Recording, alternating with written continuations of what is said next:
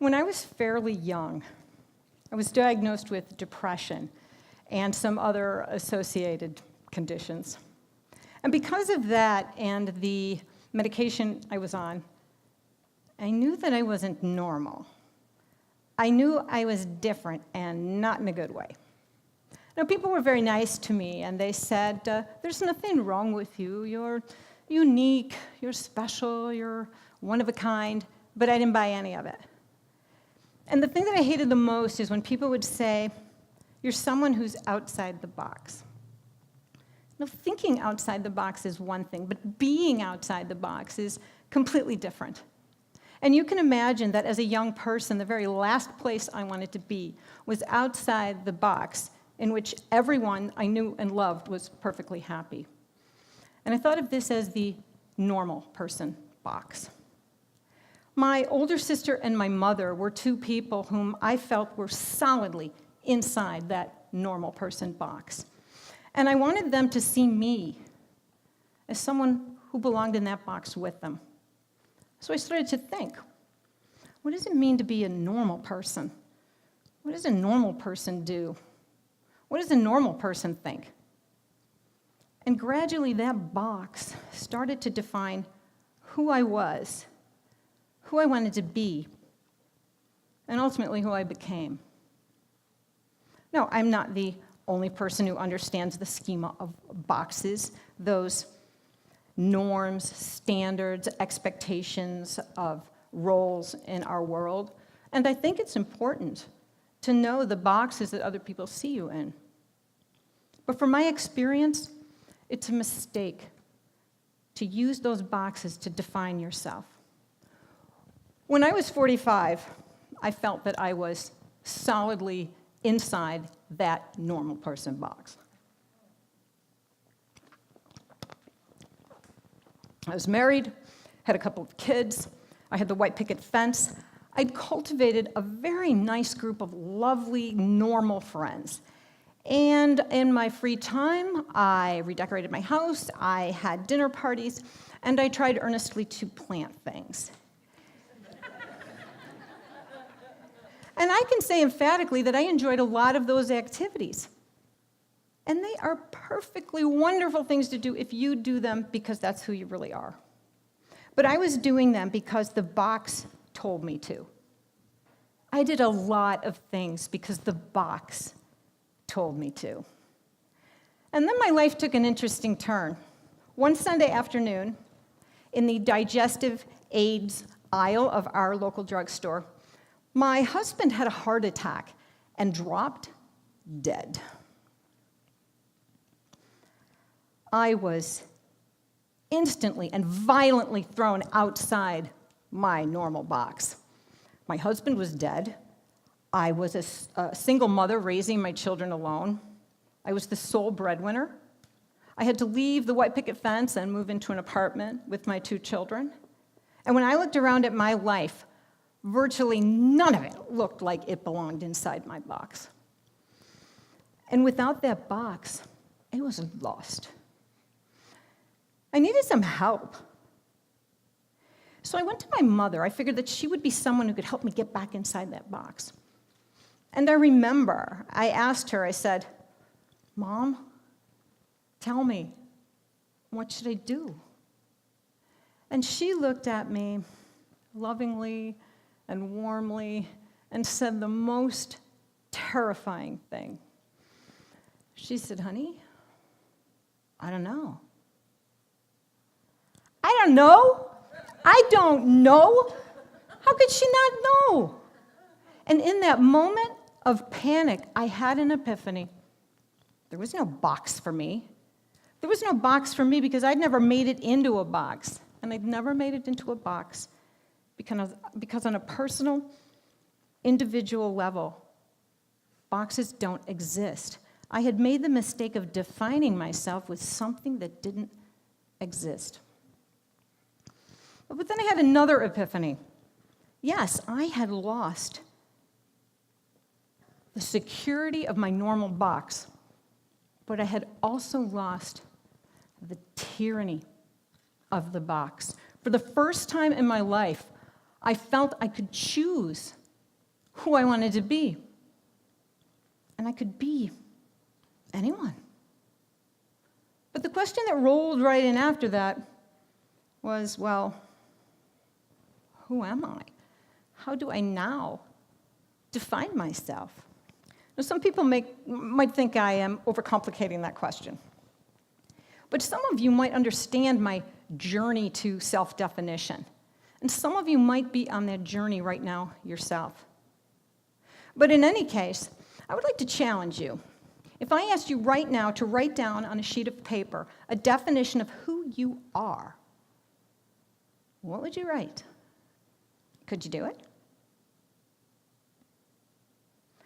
A lot of people would start their definition with something like, I'm a dad, I'm an engineer, I'm a middle child, I'm a Scorpio, I'm a bad boy, I'm a college graduate, I'm a doctor, or some other label on a box. So what boxes would be on your definition? But more importantly, could you define yourself without them? Now, I don't think that these questions should be taken lightly or answered glibly. I think it's important to be able to define who you are in order to live a more authentic life, in order to live a life that's in accordance with your beliefs and values, to live a life that reflects who you really are, an intentional life, not an accidental one. When I realized I had the opportunity to redefine who I wasn't going to let the boxes do it. And I didn't want my definition to be just a list of attributes or preferences. I wanted to do better than that. I wanted to define who I really was. Now, when I have a problem, people who know me know that I always attack it with a plan. I always make a plan, and I always do it in writing. So that's what I did. And what I ended up with was an actual physical document of self-definition. And it's the most important thing I have ever written. And I would like to share the process that got me to that definition and a little bit of the definition itself. Since I teach language arts, my process was heavily influenced by that.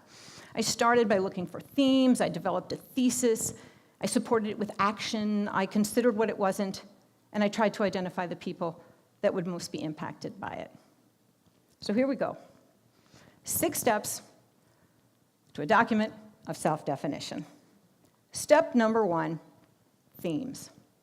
I figured if I could identify those things I center my life around, that would give me some information about what I thought was important or valuable.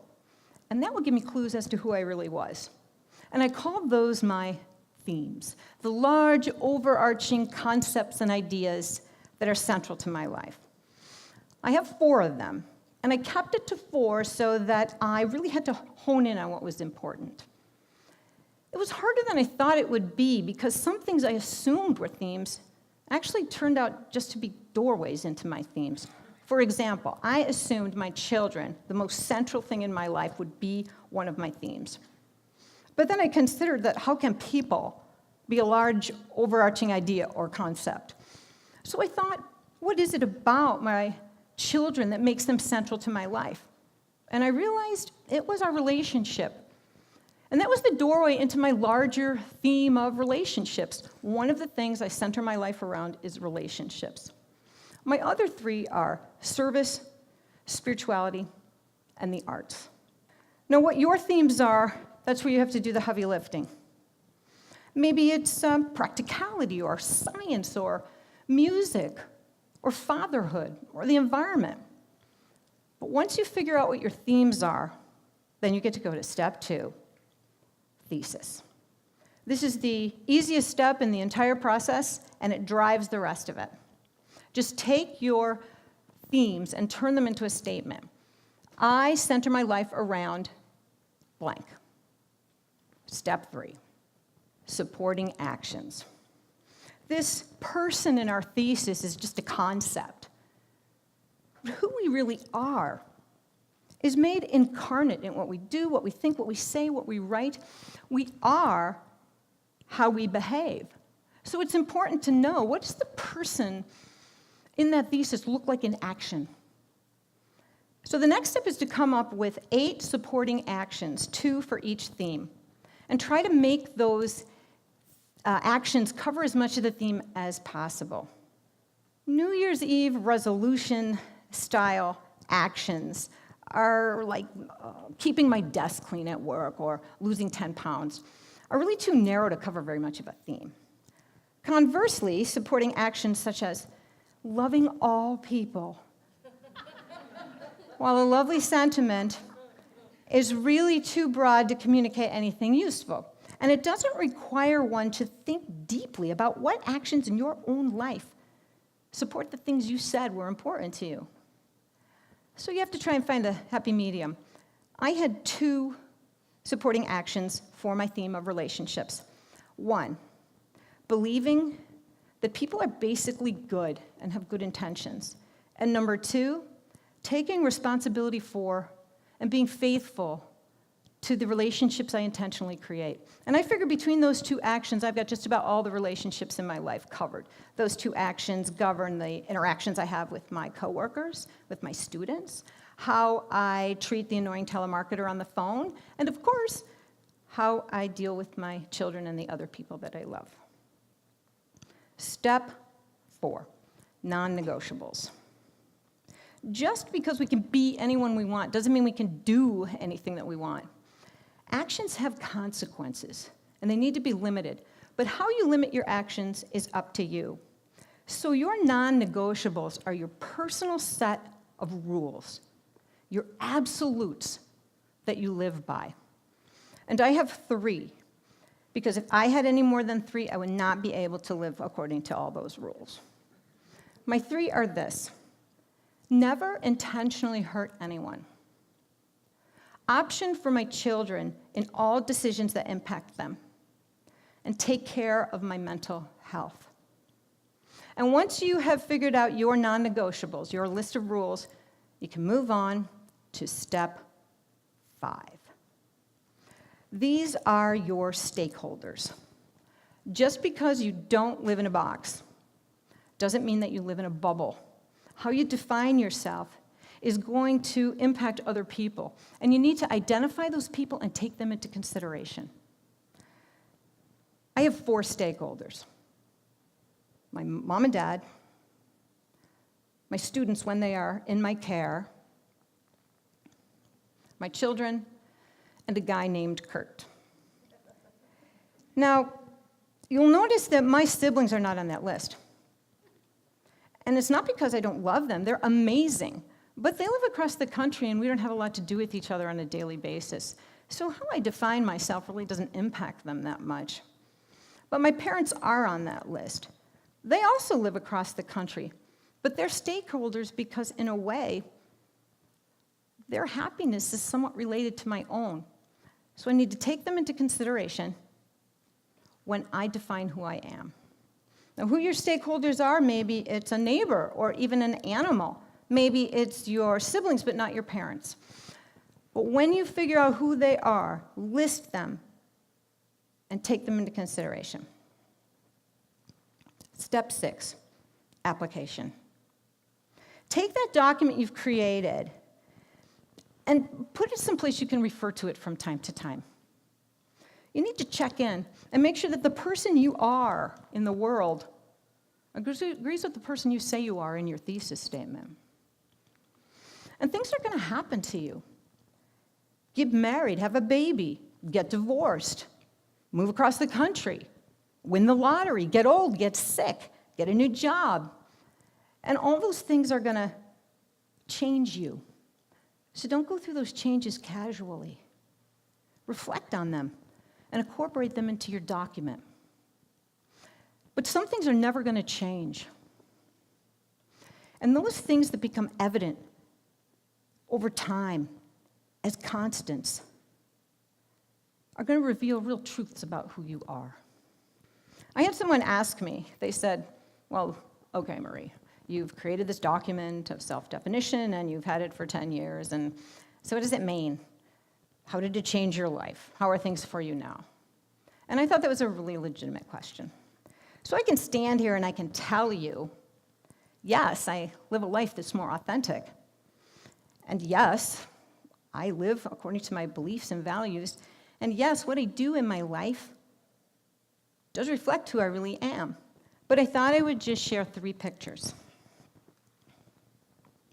This is a picture of me standing next to some art, because it's my art. I make art now, and that is definitely something I do because that's who I am. This is a picture of me and my students. And I talked about things that are consistent over time. And over the last 10 years, during my reflection, I have realized that teaching is not a job. Teaching is who I really am. And that is a wonderful way to feel when you go to work every day. And this last slide, those are images of all those relationships that are central to my life. And I don't think about, and I don't care how normal they are. And I don't think about what boxes other people see them in. In fact, I don't think about boxes at all.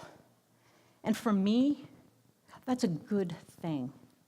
That's a very good thing. So I challenge you, create your own document of self-definition. Use my process, tweak it, or make up one of your own, but do it. And not just to live a more intentional life, and not just to have a guide, but to sit down and stare into the face of the person you really are without all those boxes. Thank you.